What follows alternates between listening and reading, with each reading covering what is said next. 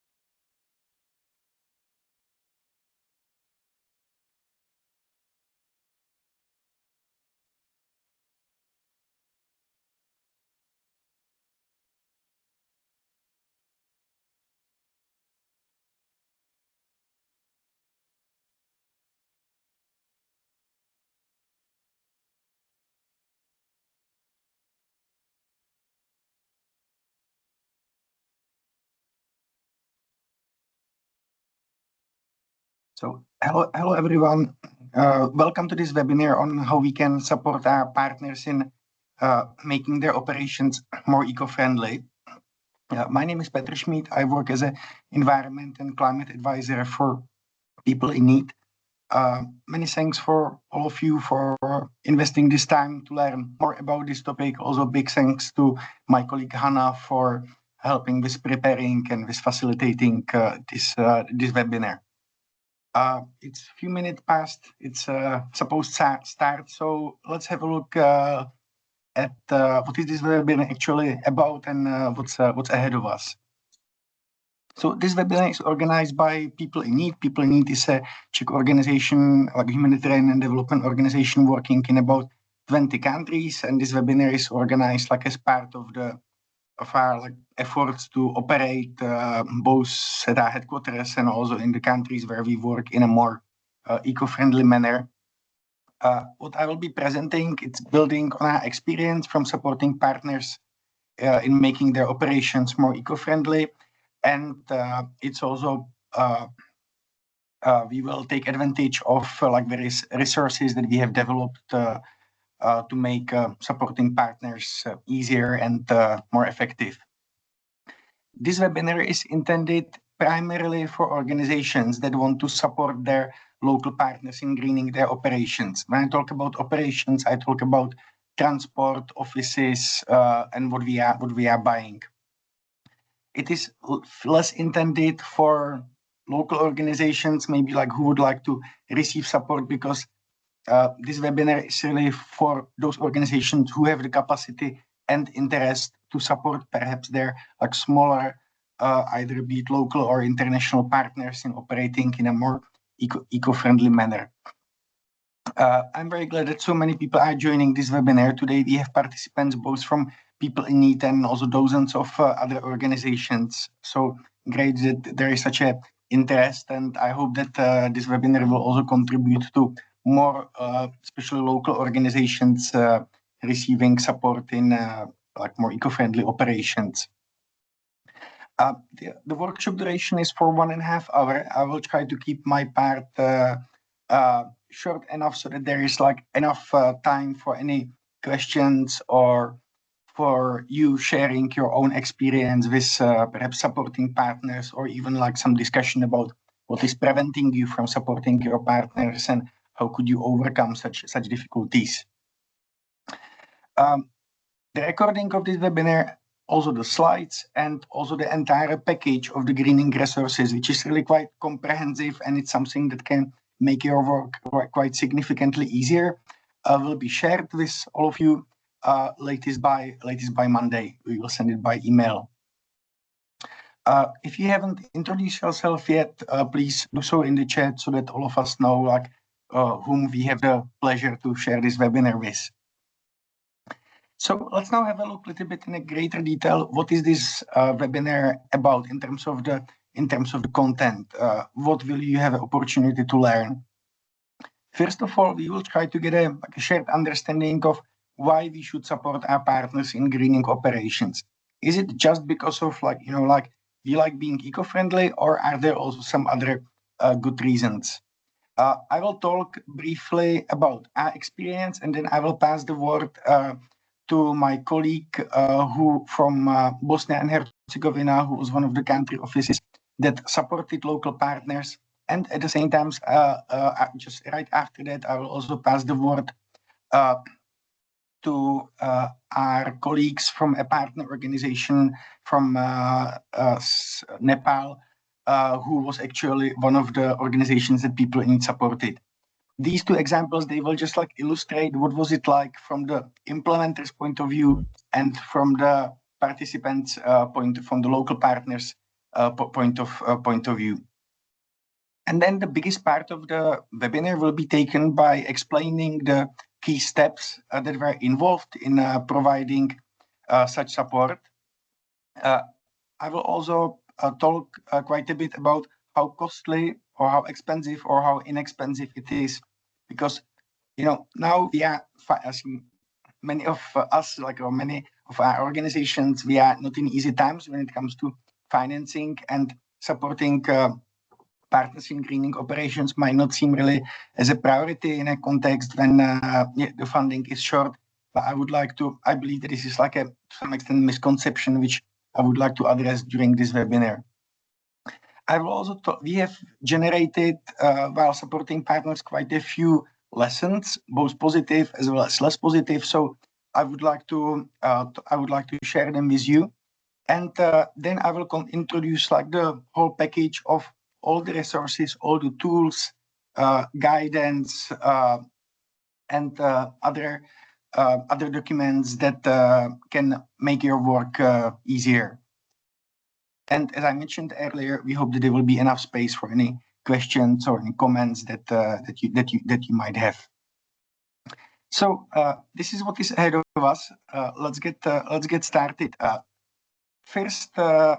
Let's first clarify why should we support partners, or what can be our motivations for supporting partners. I would like to first hear from you, what would personally motivate you or your organization to be supporting your local partners in greening operations. If you could please type it in the chat, or you can raise your hand and just say us what you think.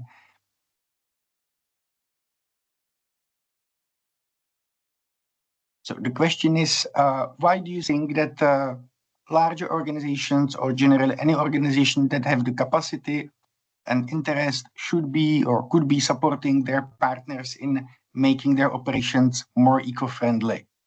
What could be the motivations?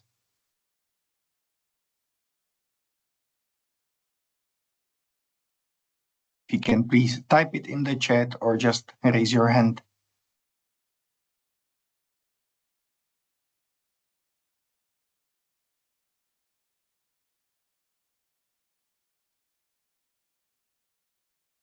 Video chat you heard.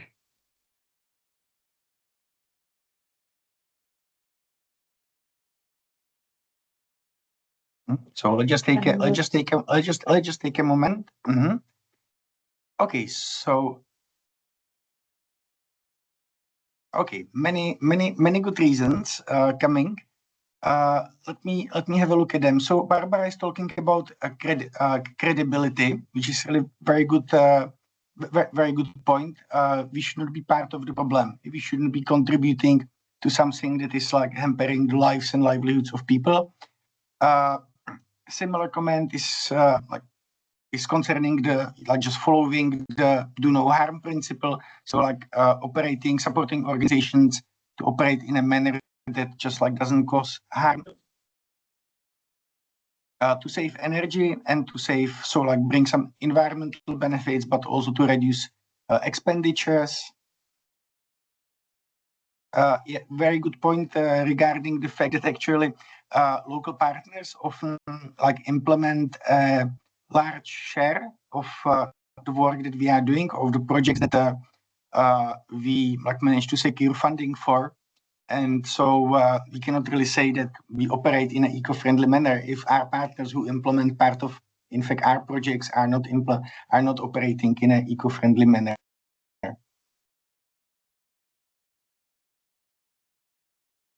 Yeah, good point. For the same reasons as we are greening ourselves, yeah, to be kind of coherent with some of what we think is important. Yeah, because the partners also respond to it well. Again, environmental benefit, savings. Great. You managed to list, I think, all the key motivations. First of all, many local partners are really interested in such a support. If you would give them a list of different topics that they would like to get a support with, I'm pretty sure that this would be one of the higher ranking topics. As I mentioned earlier, our work cannot be eco-friendly if we ignore how our local partners who implement a part of our projects operate. So it's kind of a question of some integrity. Also, as you mentioned, many greening measures, not all, but many of them reduce operational costs. This is because greening is primarily about consuming fewer resources, consuming less fuel, consuming less electricity, which also means lower expenditures. And especially at these times when funding is tight, having lower operational costs is not bad at all. Well, maybe one point that was not completely mentioned is that donors are increasingly interested in our greening practices. So first of all, you yourself, as the supporting organization, can look kind of better towards the donors. It can help with your positioning, with your image, but you are also helping your partners to be more competitive. Well, and I would say that many organizations have strengthening civil society as a priority, or at least as a cross-cutting topic. So it kind of aligns with already some of the existing priorities that we have. And one reason, which I will keep repeating throughout the webinar, is that in practice and in our experience, it can really cost less than what you might think. Maybe you think, okay, well, if you would like to do this, we would have to have get a dedicated project and to have several full-time staff and so on. Well, of course, it depends on the scale of your support. If you want to be supporting hundreds of organizations, you will need quite some capacity. But if you are talking about just supporting up to lower dozens of your local partners, it can really be done with significantly lower budget. I will talk about it. Later. So you can see there are really many good reasons, many things that can motivate us, that can perhaps also convince our colleagues and our management why to spend some time and some very limited resources into supporting our local partners. Let me just briefly introduce what is our experience, just so that you can see where we are coming from. So last year we were supporting 10 local partners in four countries, in Mongolia, Nepal, Moldova, and Bosnia and Herzegovina. The investment, the HR investment was that I work this is my just part-time job, plus 4 in-country focal points who spent, I would say, on the support less than 1 month of their time. I would say maybe on average 3 weeks of their time. So this was the time that we invested, and the main support that we provided, I will talk about it later in a greater detail, but we did some initial mapping, initial workshops, we kind of helped with strengthening the technical know-how through webinars, some guides. We helped to develop some work plans that are showing like how partners want to make their operations more eco-friendly. And we also provided some like limited like follow-up financial and technical support. And we also help partners with communicating the fact that they are like doing something to operate in a more eco-friendly manner. All of this will be later described in a greater detail. But I would like to now move from this like general descriptions of what we were doing to pass the word to my my colleague from Bosnia and Herzegovina, who was one of the 4 people that was supporting these like local partners. So Amila will share with you what was her experience, and then I will pass the word to my colleagues from the partner organization CSRC. So Amela, over to you now. Hello, everyone. Greetings from Sarajevo. My name is Amila Shatara, project coordinator at People in Need. Thank you, Petra, for organizing this session and for giving us the opportunity to share our experience in supporting partners in greening their operations. Now, if anyone would like more details about how we implemented this initiative, feel free to reach out. I'll be happy to share what we did step by step, what worked and what we actually learned. But for this occasion, I would actually like to focus more on what this experience meant, what it brought to us and to our partners, and maybe offer a broader perspective on what happens when we support local organizations, especially through initiatives like this one. For us, this was really interesting process from the very beginning. We saw that our partners were not just interested in the funding; they also wanted to learn, to improve, and to connect. We selected 2 partner organizations based on their interest and our cooperation. And I have to say that they operate in completely different areas, which actually brought a great balance to the whole process and made it even more, let's say, inspiring for all of us. One of them has been working on environmental and energy issues for years, but through this initiative, they realized that they could also improve internally and better reflect the values actually they promote. The other partner works with people with disabilities, supporting their inclusion and independence. And for them, greening operations meant taking practical, visible steps that benefited both staff and beneficiaries. So I would like to say that throughout this process, we didn't just offer technical or financial support, we also connected these organizations through workshops and joint discussions. And what really stood out was the willingness to learn from each other. It was not us teaching them, but rather sharing knowledge, good practices, and offering mutual support. Our partners gained credibility, confidence, motivation to start some new initiatives.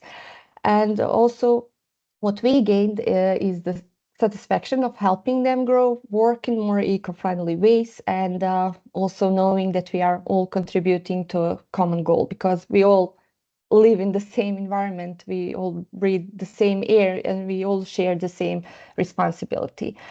Yeah, again, I'm really at your disposal for more information if you're interested, but for now, this is like the main message I wanted to share, that there is a bigger picture when it comes to supporting partners, especially in greening their operations.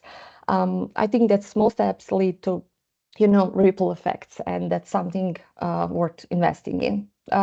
Yeah, that's all from my side. I hope you will all recognize the bigger picture by the end of this webinar. All the best from my side, and yeah, I was happy to share this message. Thank you, Peter. So, Amila, for sharing your experience and for your time. There are many things that I actually like about like your experience. One of them was definitely the fact that partners were not like seen and they were not treated like just some kind of like a recipient of people needs know-how. The partners, they were really like in a position of those who also have a great know-how and who can share it with other partners, but also with people in need. So what I really like was the, like, in some ways, like equality in the way of like just who was holding and who was sharing the knowledge. And also the fact that the support was not that what the partners appreciated was not just like the limited financial support that we provided. We provided about $2,000 per partner, but they appreciated also like just like the whole process, the fact that we, or that you and your colleagues like initiated the discussion about this topic, that you held them just to like kind of discuss it, find some ways of like how the partners can, what kind of steps they can take to operate in a more eco-friendly manner. So this was really nice.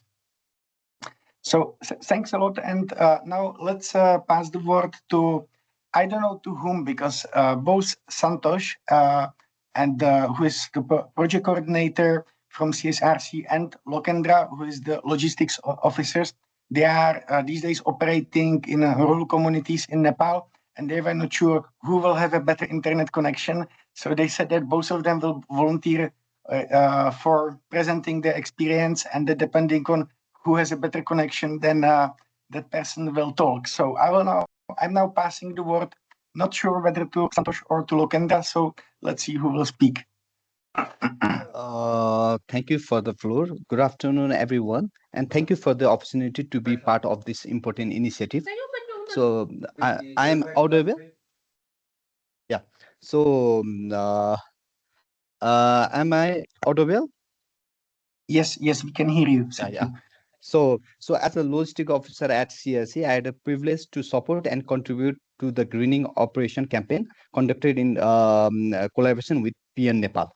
The initiative focused on promoting environmentally sustainable practice across our operation. I'm pleased to share the summary of the key action implemented and the progress achieved. So we have done 5 activities like energy efficiency. So most of the CFL lights were replaced with energy efficient LED lights, as well as sensor light system were installed in our restroom and stairway to reduce unnecessary energy usage.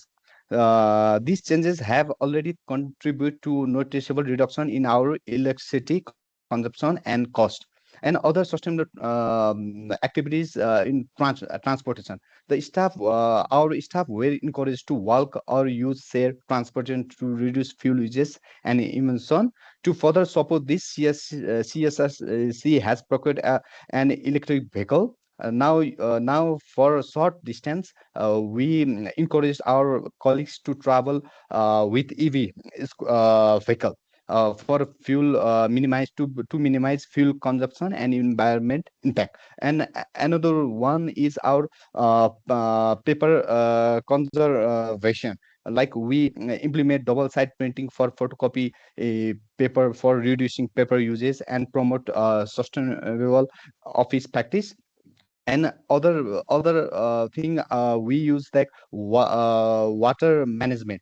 So wastage segregation has been improved through the placement of separate bins of for degradable and non-degradable materials, and degradable waste is now being used to support our office kitchen garden.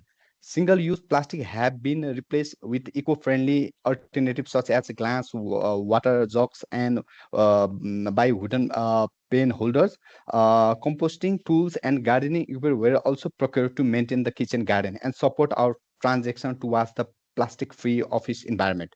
For water conservative, 2000 liters stainless steel water tank was installed to enhance the office drinking water system, and other rainwater harvesting system was successfully installed, including proper piping, filtration, and storage facilities. The harvest rainwater is now used for cleaning and garden irrigation, reducing our reliance on the external water sources. This collective effort reflects our strong and ongoing commitment to environment sustainability. I am proud to have contributed to the initiative and look forward to continue this important work through future greening operation.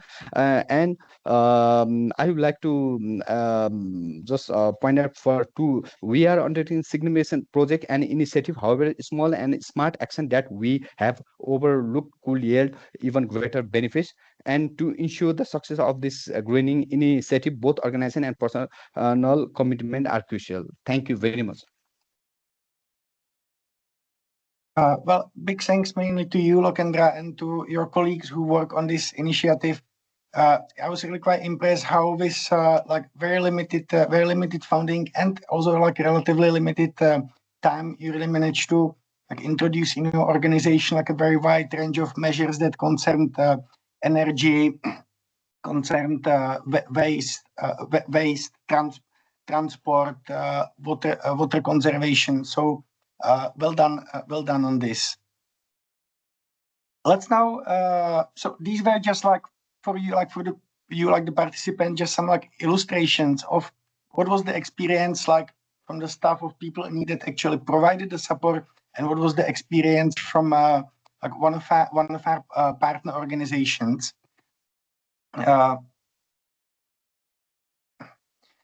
What we did is at the beginning of this year, like after this initial support was completed, we conducted an internal review where we asked partners for anonymous feedback. I also asked my colleagues for anonymous feedback regarding like what went well, what could have been improved, what were the just strengths, weaknesses, and so on. And based on this feedback, we consolidated the whole like we call it like a support package, basically like a package of resources and also like a process that you like as the staff of people in need, but also like you as the staff of other organizations can use to support your partner organizations. Initially, we thought, well, why should we share this know-how like just with our people in need colleague? Maybe there are also other organizations that might be interested in doing something similar. So in the next slides, I will be talking about 9 main steps that consisted of that like represented the process of supporting our partners. And throughout these steps, I will be also introducing the different tools that we developed and that are also available to all of you. So let's start with the first step. The first step, in our opinion, is just to clarify how much time and how much money you can invest. Because you might say, well, shouldn't the first step be like to map partners' interest and so on? Well, yes, this is definitely like a super important step, but at the same time, we just need to know like what are we ready to or what are we able to invest. So just like clarifying how much human and financial resources you have, for example, even like as part of your like ongoing budgets and ongoing projects is, I would say, the first step. In our experience, the costs are influenced primarily by how many partners you support and by what kind of support you provide. If you don't provide financial support, like some like startup grants, then the number of partners is not influencing that much the cost, because it doesn't really matter whether you invite for a workshop people from 2 organizations or from 5 organizations. The increase in the cost will not be significant. It might just like take a bit of like extra of your time. So once you know what you can invest, then I forgot to mention that in our experience, the minimum time requirement can be about 10 days. I think my colleagues, they invested about, I would say, like 15 working days, like 3 weeks of full-time staff. Each of them were supporting 2 to 3 partner organizations, but the time requirement really very much depends on how many partners you support, where those partners are based, and then how much support you provide. The main costs, they include the staff time, cost related to any like in-person workshops, and then if you provide financial support, which is of course like welcome, but it's not a must. Really, like lots can be done even without the financial support. Then this can be like additional cost. What I would like to emphasize is that even if you have, for example, just a few $100s available, which you will use, for example, for training your partners, for maybe visiting them to provide some follow-up support, or just for having calls to provide a follow-up support.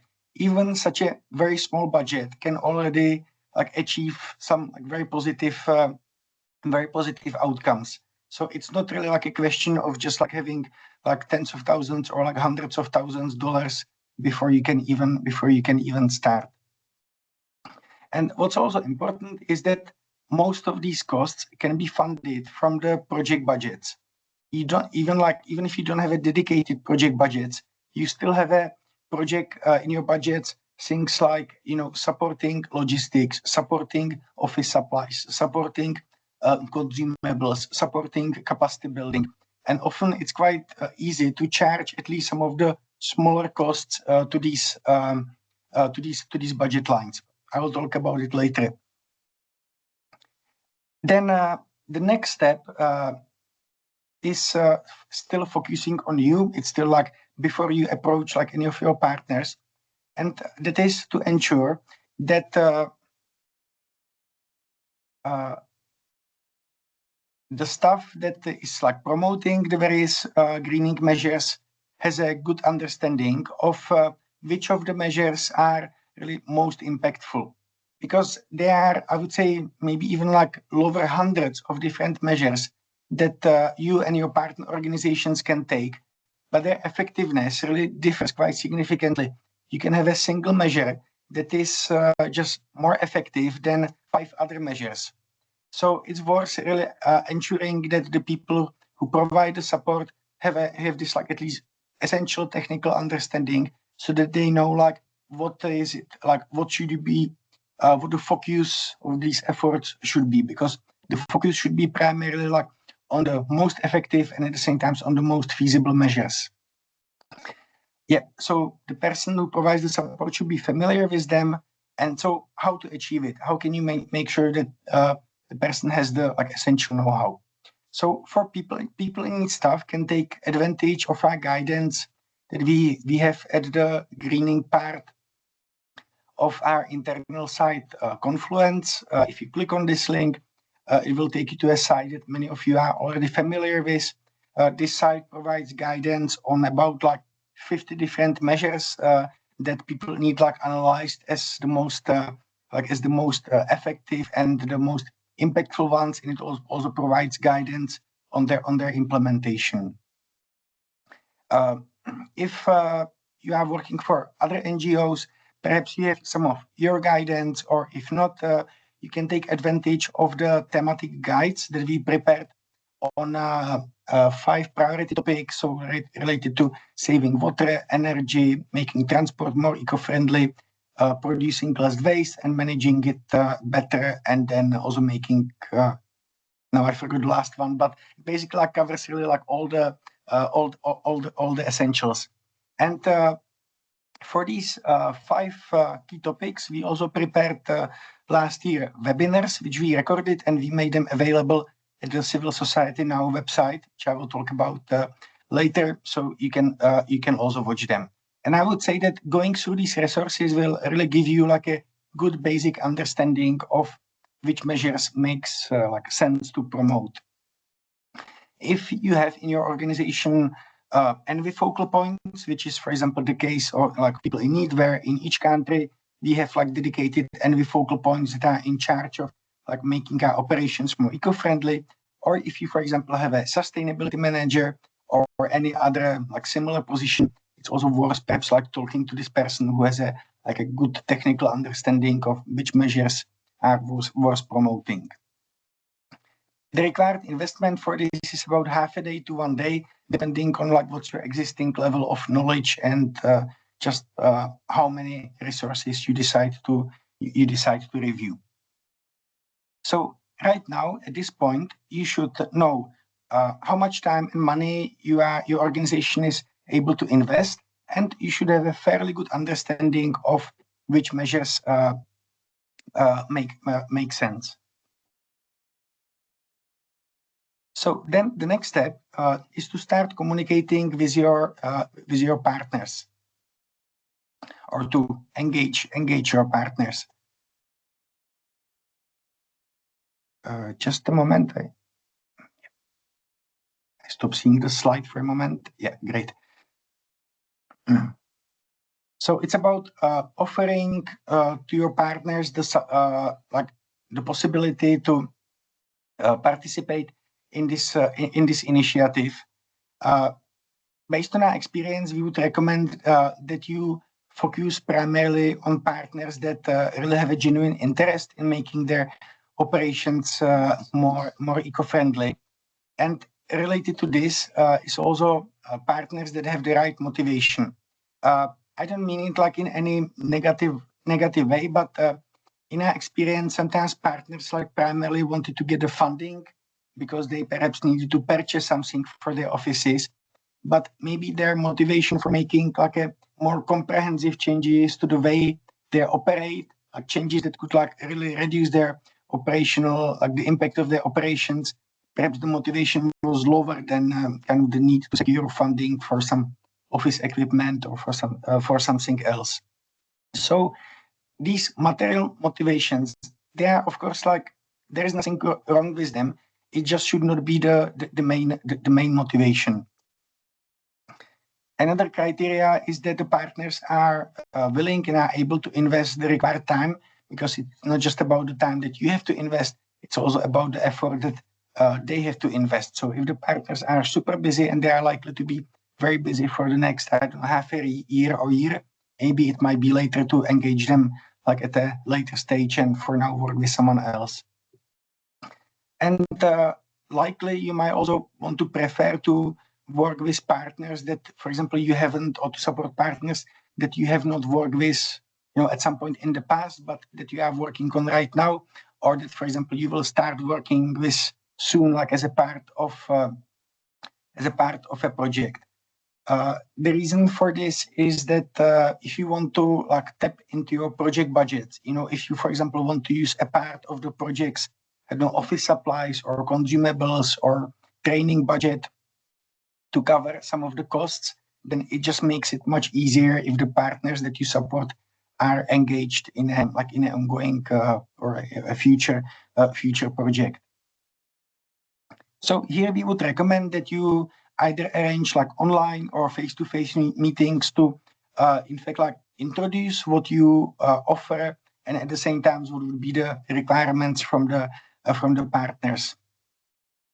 Our recommendation would be to initially like offer the support to more organizations, because often there might be like a kind of interest at the beginning, but then some partners might realize that maybe they don't have the time, or from any other reasons, they are in fact not able to participate in the initiative. So if you, for example, decide to support like 5 partners, I think it's perfectly fine if you initially like approach, for example, like 10 different partners, and then see like which partners are really the best fit and which partners also like have the biggest interest and time. We would also encourage you to be transparent about what support you can provide or you cannot provide. So some partners might perhaps like imagine that you will like provide lots of financial or material support, which might not be like within your means. So it's just good to have a discussion where you are like really very like honest about what you can offer. You are also honest about, and the partners are honest about what they have to offer. So this was the third step. So making the offer to the partners and selecting partners. Once it is clear with whom you will collaborate and who will collaborate with you, then we would recommend that you meet each organization individually so that you understand what are their needs, like what are they most interested in. And generally, it's not just about the interest, but it's also about really like some facts regarding what are some of the like gaps, but also like some strengths when it comes to the like existing greening practices related to offices, transport, and procurement. If you like, you can take advantage of our rapid assessment template, which is like guiding you through what you should be asking about during the during the first meeting. Of course, you are most welcome. It's a Word document. We intentionally kept it as a Word document so that you can easily adapt it to your needs. If a partner is expressing any needs that you cannot address, just clarify it immediately so that there are no disappointments later in the process. At the end of this meeting, when you have a discussion about what your partner needs, what your partner is already doing, what is going well, what might be some of the gaps, at least a rough discussion, a rough mapping. Then ideally you should conclude the meeting with having at least approximate agreement on what support might your organization provide.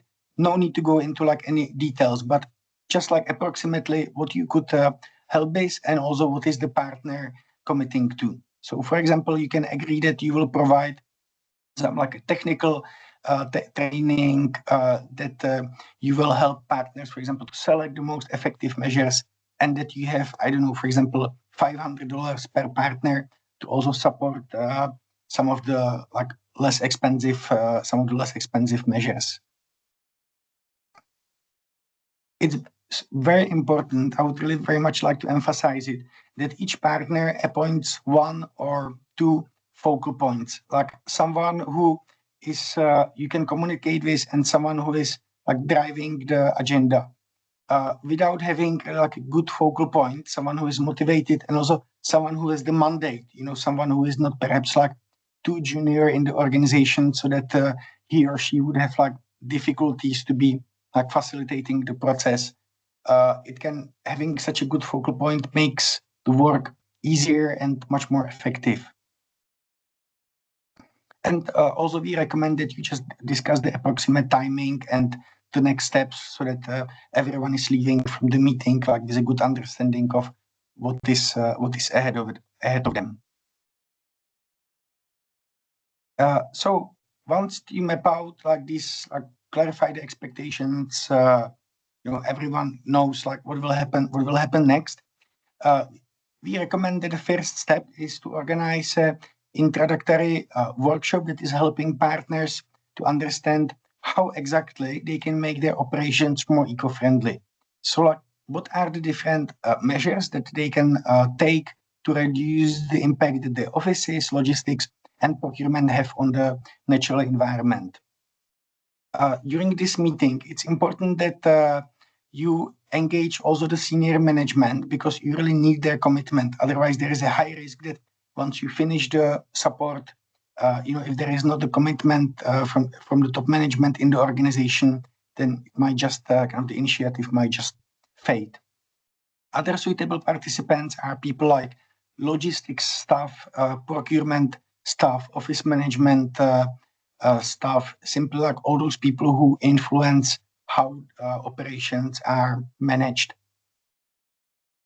The key topics of this workshop should be, for example, first of all, to help people understand what is the environmental impact of their operations, or generally of organizations' operations, which will also inform the next question, why should we work on reducing the negative impact? Because we need to make sure that people are motivated, and not just perhaps the people that initially you were in touch with and who are maybe the most motivated people in the organization, but perhaps also other people who influence operations. So gaining the clarifications of why we should be investing our time and efforts in it, it's very important.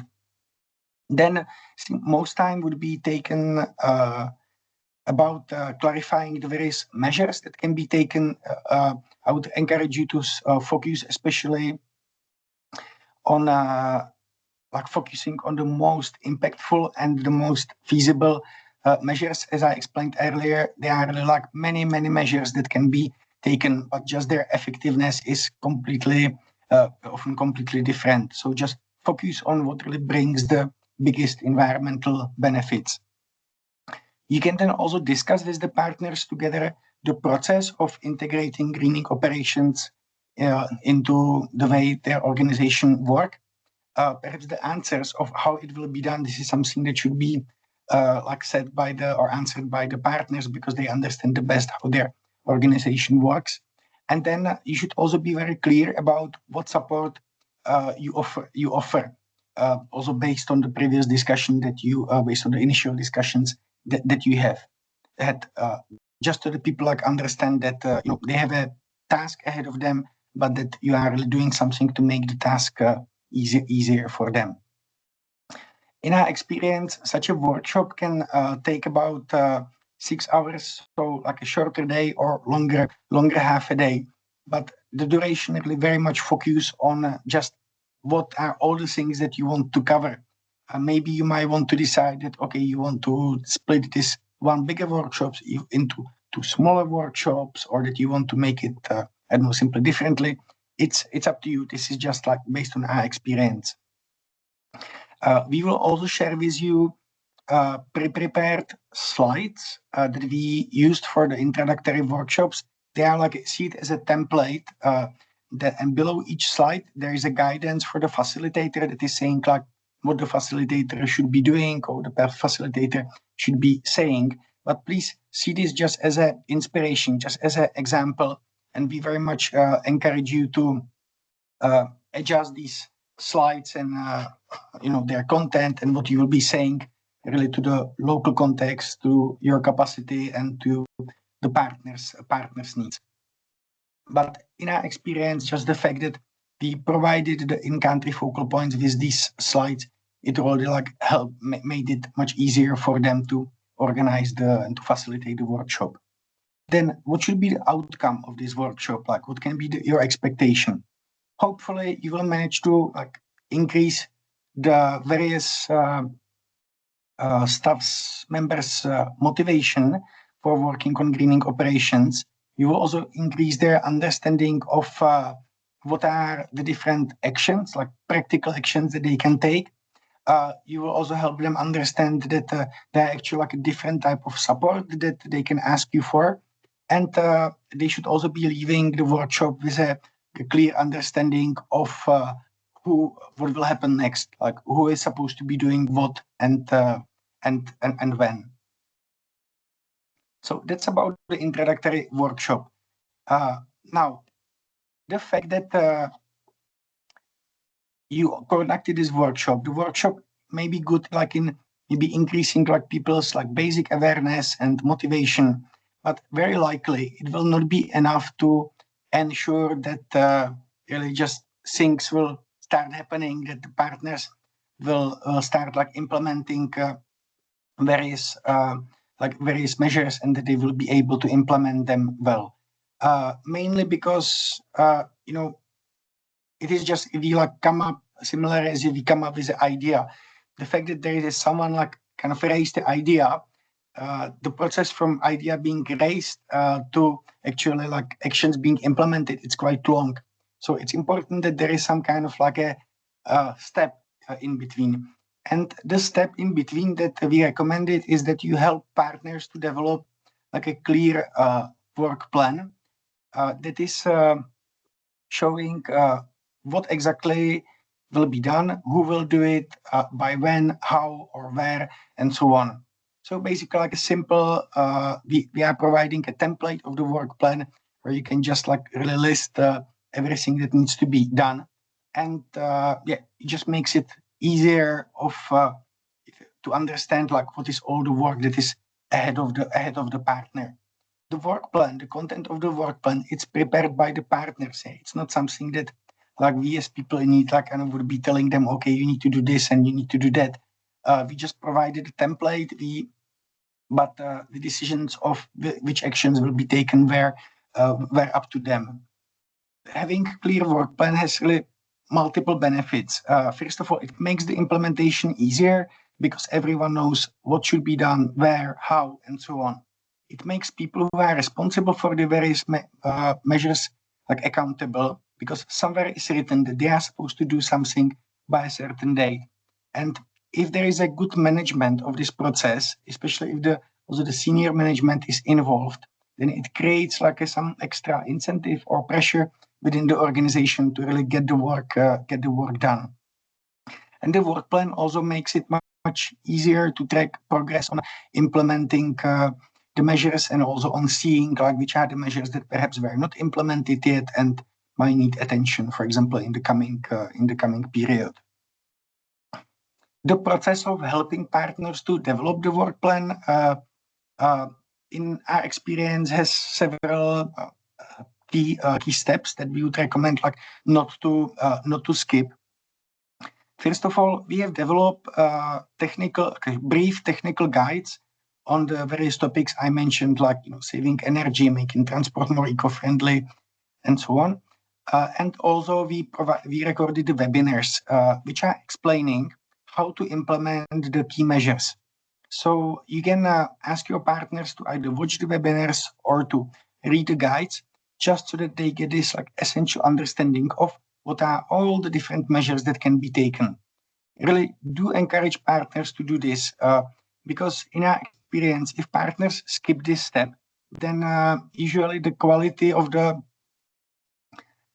some of the measures is not very high, because in our experience, what happened to us is that sometimes partners like completely omitted measures that would really like make a big difference in their organizations, and on the other hand, propose measures that like whose environmental impact was really very limited. So making sure that partners are proposing the measures only once they gained a more in-depth understanding of the various measures that they can take is very important. Then, since there are many measures that partners can take, it might not be easy for them to decide, okay, what should we focus on?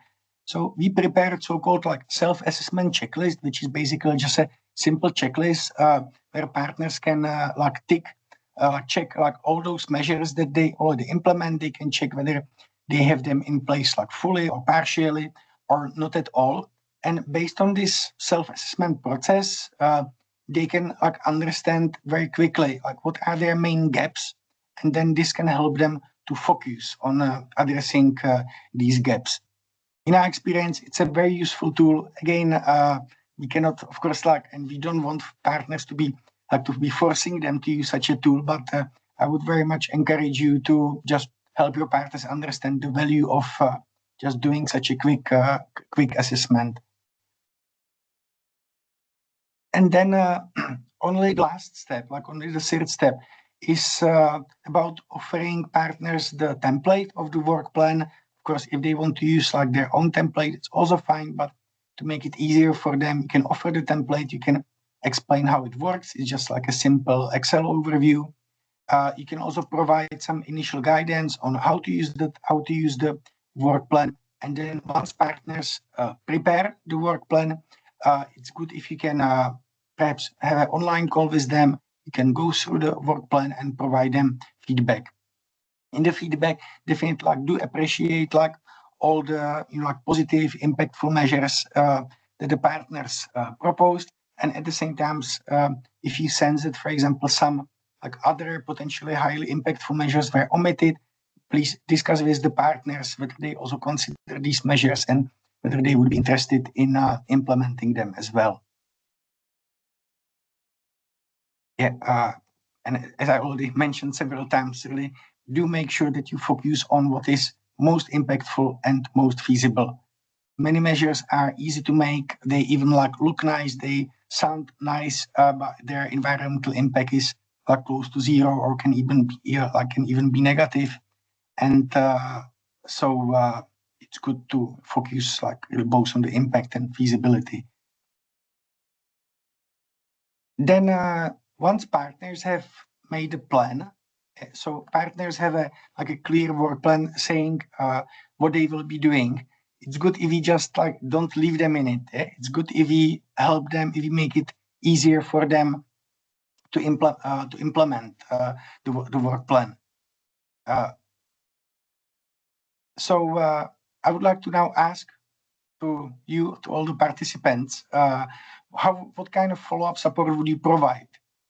Imagine that your partner organizations have developed a work plan that is saying what kind of greening measures they want to implement, the deadlines are set, responsibilities are shared between logistics staff, procurement staff, office management staff, then how would you help them to implement this work plan? What kind of support would you provide?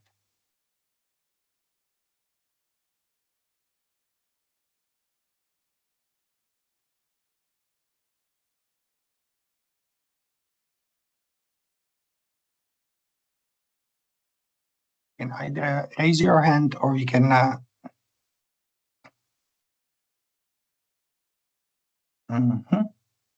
Celine, go ahead, please. Yes, hello everyone. I will say that normally the logistics should have a commitment about supporting our partner in terms of way of working, and so it can be part as well of this general follow-up. But it means as well that our team need to have the right knowledge to support partners. So in case they don't have and they didn't start this process, we should be able as well from the HQ to guide them. Thanks. Okay, very good point. Thank you. We also have a point in the chat. So maybe regular catch-up checks. How are they progressing, and to assist with addressing any challenges and celebrating any wins along the ways. Definitely, like the regularity of these like catch-up checks is really important. So assessing progress on implementation, site visit to partners, monthly meetings.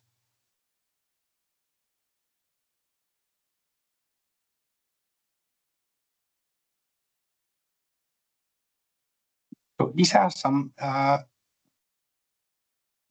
assessing skills, or maybe just like asking partners like if there are any skills or any like know-how that they are missing. All very good points. So you already mentioned like some of the follow-up support that can be provided.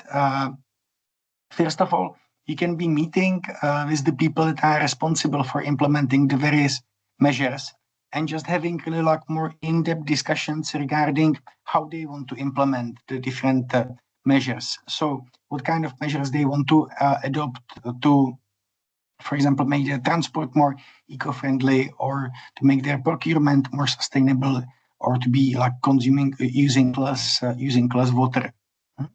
So just at the beginning, we help make sure that the people who are responsible to do the job have the skills.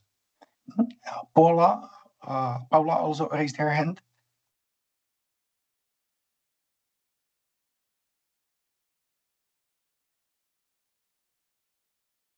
Paula, go ahead, please.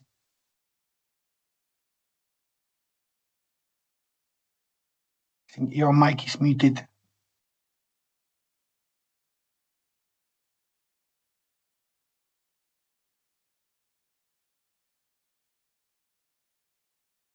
Hello. Yeah, hello, Paula. Go ahead, please. Yes, thank you for the opportunity.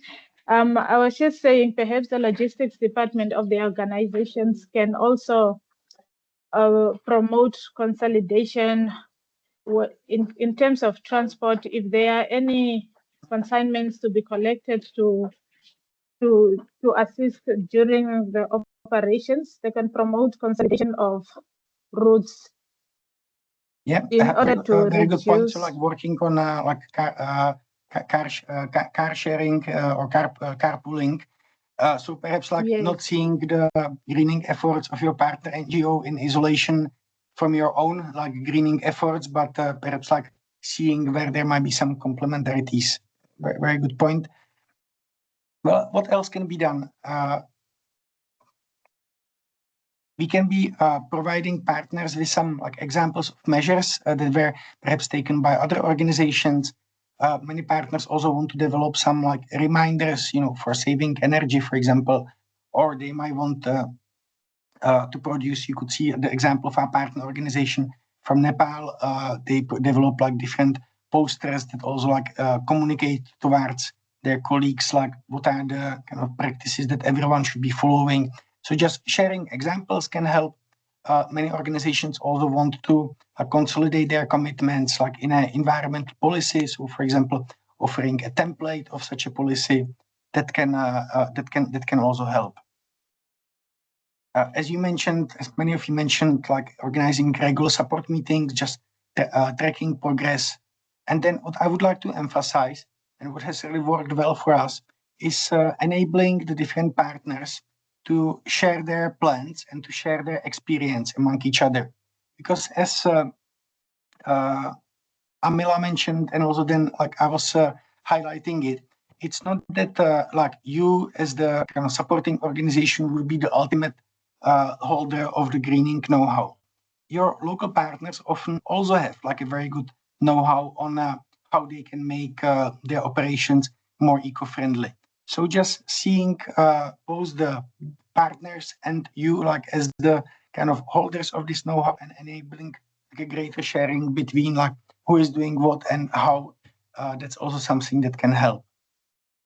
Amila, I think you have also another suggestion of follow-up support. Yeah, thank you, Petra. Well, I just want to add, for example, during our assessments, we noticed that mostly our partners, they don't have like environmental policy in place. They like make decisions in somewhat ad hoc manner. They don't have long-term planning, and so I would like to maybe support with internal policy development. So we can. That's at least what we're trying to do. So we help them to draft realistic and context-specific documents, like office greening guidelines or something like that, that can be integrated into their internal operations and practices. Yeah, that's it. Thank you, Amila. I would like to follow up on the topic of policies. As a part of the pilot, we also develop a template of environmental policy. And we are not saying that this template, should be used in a way that organization just like adds there its logo and say, okay, now we also have an environmental policy. The way how we communicate about the template with the organizations is that they should like first clarify also through the work plan, like what their priorities are, what they want to be focusing on, and using like all these like the introductory workshops and the follow-up meetings to really get a shared understanding of what do they actually want to include in the environmental policy. And the template is just a structure that they can basically like adjust to their needs and to their context and to what like they see as the main purpose of the policy. Then, of course, many partners will also very much welcome financial support with implementing some of the measures. Many greening measures are just about changing the way we operate. So, for example, changing the way we organize transport. But some measures also require some costs. In many cases, the costs are very low. So if you want to buy like a energy efficient light bulb, like we are talking about an investment of maybe like a $1 or $2 per light bulb. And such low investments, they can very often fit in the budgets of the of the projects, like usually office supplies, consumables, and so on. But there might be some costs that are perhaps like more expensive, and then you have to see like what's your capacity to also support some of these costs. If you don't have like much budget, you can at least, for example, help your partners when they are preparing project budgets to see how they could integrate some of the costs into the budgets that they are submitting to their partner organizations or like to their donors. So this is about the follow-up support. Then the next step is about communicating the results. Maybe it might not seem like that important, but if you are in a situation or the partners are in a situation where they already did like quite a bit of work, in our experience, yeah, it's great that they did the measures. It is not enough because it's important that, I mean, it's great for the environment, but if the partners want to be sure that there is like an internal commitment within the organization, that like their colleagues are motivated, they are happy about like all the greening work and the result that was done. if they want to make sure that donors are aware that they operate in a more eco-friendly manner, if they want to make sure that, for example, their international partners who might help them to secure some funding are aware also of the fact that they are really active in like operating in a more in like environmentally sensitive manner, then it's crucial that they communicate it both internally and externally. Would you have any suggestions on how partners can communicate both internally and externally about the results of their greening efforts?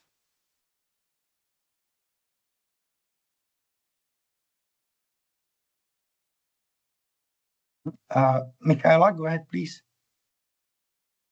Hello everyone. My name is Michela Balzina and I'm from the REC Coalition, part of the Global Logistic Cluster. And actually, when you talk about communication and coordination, I think it's very important this point, and we work a lot on this with the REC Coalition. We provide a kind of different platforms and coordination groups on green procurement, for example, on waste management, on circular economy applied to humanitarian operation, and we see that this is fundamental to exchange knowledge, to learn from each other, to coordinate, and as we always say, to avoid that we need to reinvent the wheel every time. We simply get inspired from each other and to learn from each other. And we do this more at the global level, and I will put the link in the chat after, but also on the local and country level. So because sometimes it's extremely important to identify the context of the country and to see what is doable or not doable.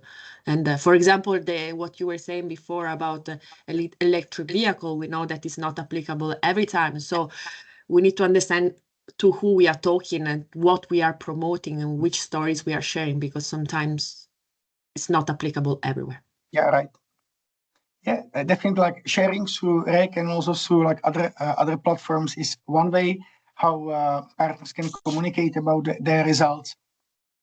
There is also in the chat, there is a suggestion to share results during national or global events such as the World Environment Day or the Earth Day. What else they can do? First of all, if they want to make sure that donors are aware of it, there can be describing their greening approach in the project proposals. Selma, you also have a suggestion. Go ahead, please.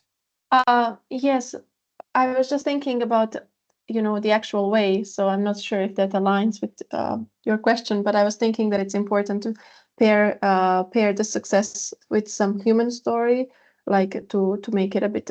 I mean, this is more applicable for events and sharing on those kinds of circumstances. So yeah, pairing it with a human story, having something relatable and something inspiring, so that people can remember the story more. Yeah, good point. I haven't looked at it from this perspective, but you are very much right.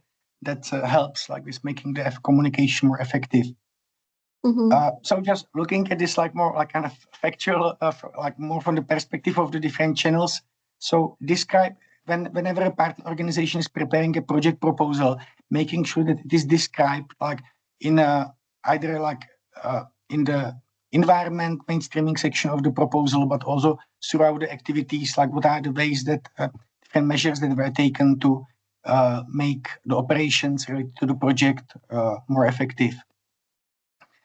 Then demonstrating the results in the project report so that, again, you remind the donors of what you actually did. Then partners can, if they have a website, which like all partners have, then having dedicated part of their website, presenting their greening efforts, and then communicating the results also on social media and during events. Another suggestion from Michaela was to communicate it also through newsletters. So perhaps you can involve a little bit your communication staff, if possible, so that you can help partners to make sure that those key actors around them are aware of what they are doing to operate in a more eco-friendly manner. And then the last step, at least in our experience, is to review the experience of you supporting their partners and the partners greening their operations. So it's about like finding out what the partners liked, and at the same time what you could do perhaps better next time. We prepared to make it easier for you. We prepared like pre-prepared review questions which you can adjust to your needs. It should save you some time. You can use them either for a like anonymous online survey or during a meeting with partners. You are the best position to judge like what's better, like whether to have anonymous feedback or personal feedback. The process of like getting the feedback should help you understand what has worked and what has not worked, what you should do differently next time, because hopefully these will not be the like only partners that you will support, and also what additional support my partners need. So, for example, like what are some of the potential gaps? So these are the 9 steps that consist of the process that people need used, and we also encourage you to use it. And if you like, just adapt it to your context, to partners' needs, and so on. Let's now have a look at a few like practical aspects. So how costly is it? Some people see it. I heard it quite a few times, like as a luxury in this context, like in this funding context, to be working on greening partners' operations. I think that not necessarily. First of all, consider that many greening measures, in people's experience, is about like 60% of the greening measures. They don't require any costs. They really require just changing the way how we are managing our logistics, offices, and procurement. Those measures that require some costs, these are costs that are normally funded from like budget lines such as office supplies, consumables, logistics. And so if partners say, okay, we want to exchange light bulbs, usually it can be included like in relevant budget lines of normal projects. Like you don't need to have a standard dedicated project for it. Also, please keep in mind that many measures are helping projects to reduce operational costs in the long term. So, for example, the measures that people in it took, especially those related to using energy and making our transport more efficient, it really saved us tens of thousands, like really high tens of thousands of dollars annually. In our experience, 1 month of full-time work of like the person who supports partners is more than enough. We actually spend less time on it, and I think that I would say if you implement a project, then dedicate 1 month of a person's time or a budget, 1 month of a person's time as a part of a bigger project. I find it like very feasible.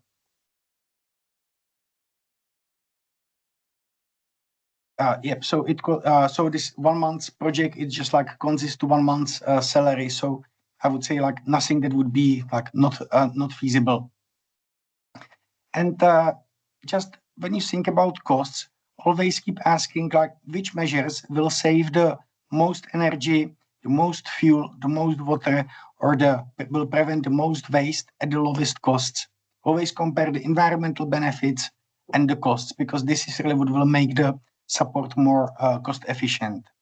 So just to summarize, supporting partners doesn't need to be like very costly. If you keep it very practical, down to earth, if you build on what's like already existing, you take advantage of, for example, some of the resources that we offer or something that your organization is already using, and also if we avoid some unnecessarily high expectations. I can see that there is a hand raised, but let me please just, before we open the discussion and comments, let me just finish on the lessons learned. So, as I mentioned many times, really lots can be done even with a limited budget. Don't let like budget constraints really to be kind of leading you to the conclusion that you can do nothing. At the same time, when you are preparing new budgets, please do include the relevant costs. They can easily fit, as I mentioned, in the budget lines like office supplies, consumables, training, and so on. So it's not something that would be unacceptable to most donors. Follow-up support is super important. if you just help your partners to plan the measures, but you don't help them with implementing the measures, like you don't walk with them the process of implementing the measures, it's quite likely that the effectiveness will be limited. So please do count with the fact that you will need to allocate like at least several months, ideally, of just like occasional support to accompany the partners. The timing also matters. To be fair, I wasn't going to do any interviews, but then I heard it was with Roy Keane. So please talk to your partners about like in which parts of the year they are most busy, so that you avoid, for example, providing the support like towards the end of the year when partners are very busy. We had quite some issues with it. It was like our fault. The importance of partners focus points. Just as I explained earlier, it's crucial that there are people who have the mandate in the organization, who are not like way too junior, and also people who are motivated, and they are kind of the link between you and what's happening in the organization.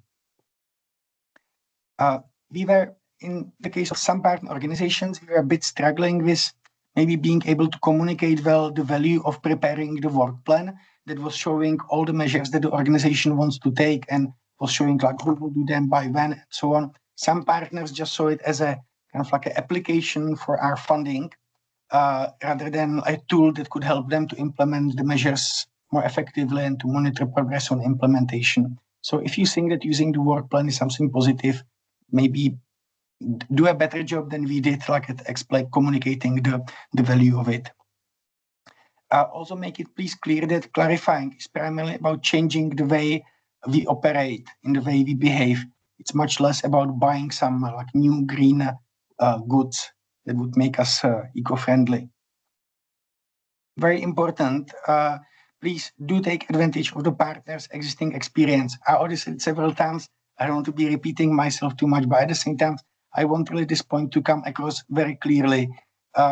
Treat partners as co-trainers, as the holders of the know-how, and try to somehow communicate like on an equal level when it comes to like discussing of what works, what doesn't work, and what they could do.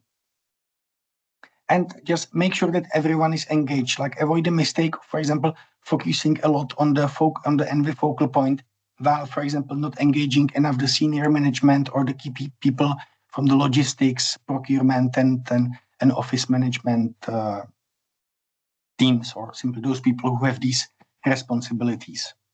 Now, before I open the space for questions and your comments, I many times mentioned like various resources that are available to you. So let me just summarize them briefly. This package was designed for the staff of people in need, but we also decided to make it like available to staff of any other organizations, because we wanted to make it easier for you to support your partners. Because the more partners are supported, the more the kind of bigger environmental and financial and other benefits can be like delivered. So what does this package consist of? First of all, we have a very brief, concise guide that is explaining the process of supporting partners. So it's explaining what I tried to summarize in the past hour. We also have a slides with the intro workshop. For the introductory workshop, it also includes guidance for the facilitator. We have thematic slides and webinars that are talking about how to implement the various greening measures. We also offer a template of an environmental policy, and we offer various tools. So the work plan, the assessment form, the self-assessment checklist, and also question for the final feedback. So please do take maximum advantage of the resources. We will share them with you via email within few days. And on top of that, some of these resources are more like for you, to help you facilitate the process of providing the support. Some of them are meant for your organization, for your partners. But another resource that you can recommend to your partners is the greening part of our Civil Society Now website. The Civil Society Now, it's an initiative of people in need that focus on strengthening the capacities of partners, of local partners across like a wide range of topic, from like securing funds to monitoring to safeguarding, logistics, and greening is one of the topics. Last year, we did lots of work to make the most useful guides and tools available to partners. So this guide, civilsocietynow.org/greening, this is something that you can recommend to your partners. Well, if you'd like to be interested in learning more, please do explore the resources that we will share with you. And you are also most welcome to connect with me either via email or on LinkedIn. And now we have about 10 minutes for any questions or for comments or for your own experience. So now the floor is yours.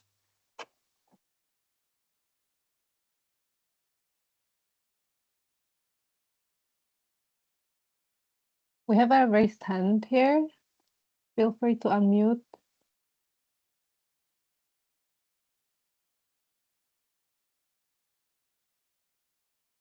So we have a raised hand from Marhegan, Mr. Marhegan.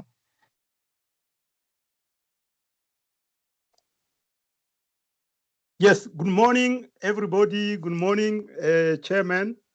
I am Marhegan Godefroy from the Democratic Republic of Congo.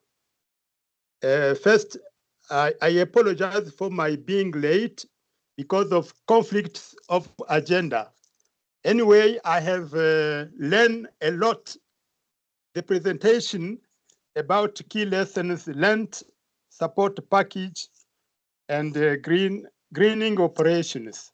I am quite grateful to the presentation, and I hope I will be allowed to ask to exchange mails so that I can learn more from your side. Thank you. Thank you for the positive feedback, and yeah, most welcome to get in touch with us. I'll share a few questions from the chat in the meantime. Then we've got one question: what is the difference between the terms greening and eco-friendly, and how are they applied in sustainability practices? Yeah, you are right. Maybe I should have explained this right at the beginning. So greening, it's a bit of like jargon term. It's a process that is describing the process of making. It doesn't need to be just operations. It can be pretty much like anything more eco-friendly. It means like the process of ensuring that it has a less negative impact on the environment. So if we would talk about like greening transport, then we are talking about how transport can be like managed in a way that has a less negative impact on the natural environment.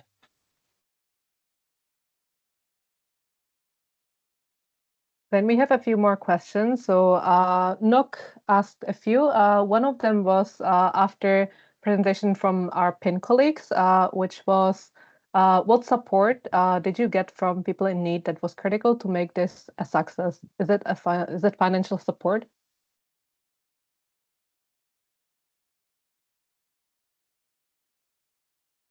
So this would be a question either to Santosh or to Lokendra. I don't know if they are still here. I know that they were working in the in the community, so I'm not sure, but if they managed to stay connected. Hello.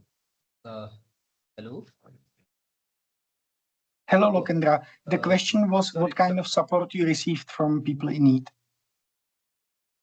So we have got two support from PIN, like financially as well as even guidance also from what perspective we should go, and for how much time we have to accomplish the tax. So we have like financial and guidance also. Thank you. Thank you. So a few more questions. One of them was a comment that it's important to note that when it comes to understanding of the importance of greening and the knowledge of practical solutions, that some INGOs are the practical solutions that are appropriate to the local context. And in that sense, many partners are way ahead of INGOs like PIN and CARE. That was a comment. And another one was that it's important to focus not only on grading the partners organizations, but also to make sure our program activities address climate change and contribute to ecosystem management and restoration. And the question was, to what extent is the latter addressed in your exchanges and support systems? The impact of operations like on deforestation. Nok is raising hand, and it was a question from him. So please feel free to expand on the question. Yeah, hi. Thanks very much. And I'm sorry there's so little time for questions and answers and discussion. Thanks for a great presentation, very useful. I'll definitely make use of all the materials that you make available. And look forward to more future webinars in which we can hopefully have a bit more time to exchange as well, because there's also some really interesting experience from the Charter for Change, for instance, from CARE and many other INGOs as well, I assume, right?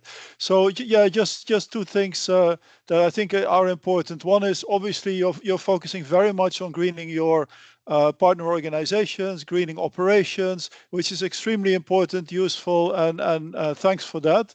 But obviously, if we really want to save the planet, as I've called it, we have to go much further than that, right? So we also have to think very seriously about addressing climate change and ecosystem, deterioration in our projects, in our programming. So to what extent is that also part of PIN's approach and PIN's support systems? If you could briefly react to that. Thank you.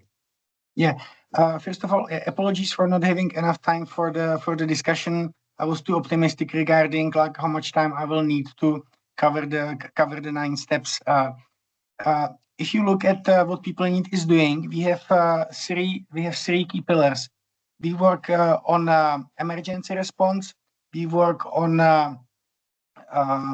good governance and strengthening civil society, and then the 3rd pillar is working on climate.